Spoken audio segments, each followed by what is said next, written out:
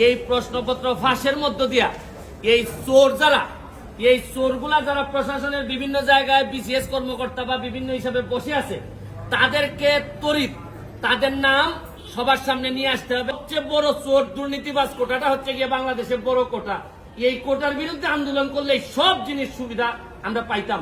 কিন্তু এইখানে যে কারণে আপনাদের সামনে এসে দাঁড়িয়েছি, আপনারা অনেকেই দেখেছেন কয়েকটা ইস্যু খুবই আলোচিত বাংলাদেশে এখন চলতেছে। এর মধ্যে একটা বড় ইস্যু হচ্ছে গিয়ে যে প্রশ্নপত্র ফাঁসের সাথে পিএসসির দেখা যাচ্ছে যে উপসহকারী সহ এবং পিএসসির চেয়ারম্যানের গাড়ির ড্রাইভার সৈয়দ আবেদ আলী তারা ধরা পড়েছেন। সৈয়দ আবেদ আলী সাহেবের স্টেটমেন্ট আমি দেখলাম, দেখে উনি বলছেন যে এই প্রশ্নপত্র ফাঁসের যে টাকাটা ইনকাম করছেন এটা নাকি আল্লাহর রাস্তায় ব্যয় করছেন। মানে এর চেয়ে